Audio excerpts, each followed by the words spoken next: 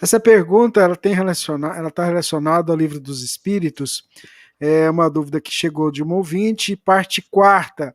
Ela pede para que você possa falar o seguinte sobre esse trecho que ela trouxe para a gente. Ó. Em Hum. princípio, que ninguém tem o direito de abreviar voluntariamente a vida. Entretanto, porque não se tem esse direito? Porque não é livre o homem de pôr termo aos seus sofrimentos? Esse comentário é feito no fim desse capítulo e diz sobre os que pensam, e diz respeito ao que pensam as religiões acerca do suicídio. E aí ela pergunta: e o livre-arbítrio do espírito? Como é que fica? O nosso livre-arbítrio, ele existe, mas ele tem que esbarrar na lei de Deus. O fato de nós termos livre-arbítrio não garante para nós que tudo que a gente faça nos convenha. Às vezes, as coisas, como diz Paulo de Tarso, tudo me é lícito, mas nem tudo me convém. As coisas podem ser lícitas para a sociedade. Paulo, quando escreve isso, ele está numa das cartas a um dos povos gregos, eu não vou saber qual é. Mas naquele povo grego havia muito aquela pergunta do tipo: e por que não? E não tem nada de ilícito nisso. Por que não? Por que não? E aí ele na carta escreve: tudo me é lícito, mas nem tudo me convém. Não é porque uma coisa eu posso fazer que automaticamente eu tenho como consequência que isso é bom para que eu faça, é conveniente que eu faça.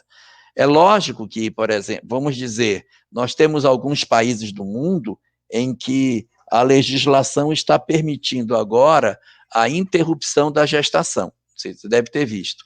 Mas o fato de existir uma legislação que diga, olha, a mulher agora, se ela quiser interromper a gestação, ela interrompe.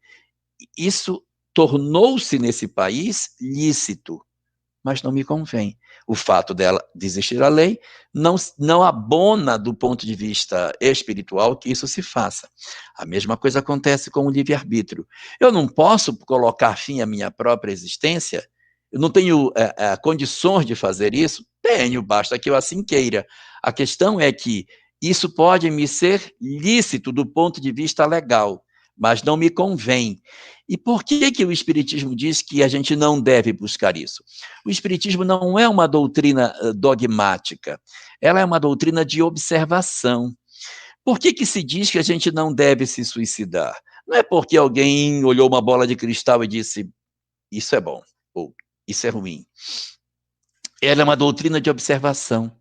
Allan Kardec, debruçado na janela da imortalidade, vendo através da mediunidade como estavam os espíritos do lado de lá, teve a oportunidade de conversar com várias entidades que se suicidaram.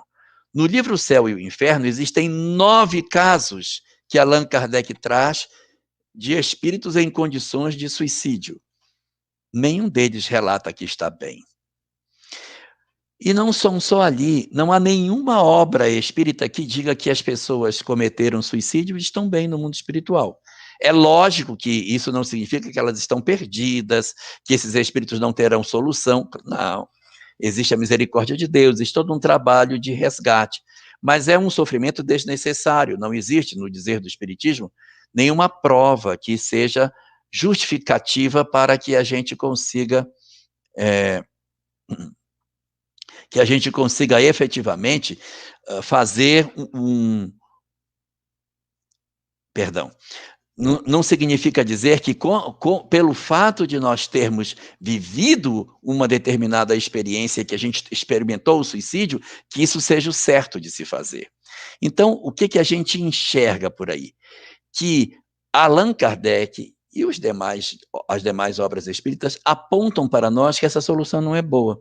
Então, quando a literatura espírita diz não se deve buscar essa opção, não é um dogma, é porque se reconhece que a situação que os espíritos ficam após a morte não é boa.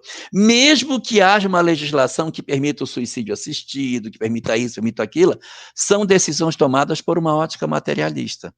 Mas a doutrina espírita, enxergando a parte material e a parte espiritual, considera que, apesar de nós termos, muitas vezes, até a decisão lícita de fazer isso, espiritualmente, não vai mudar a lei de Deus, que é eterna e imutável como o próprio Criador.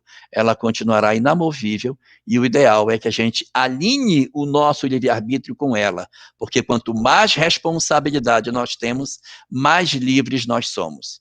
E quanto mais nós confrontamos essa lei, mais a lei nos aperta e reduz o nosso livre-arbítrio.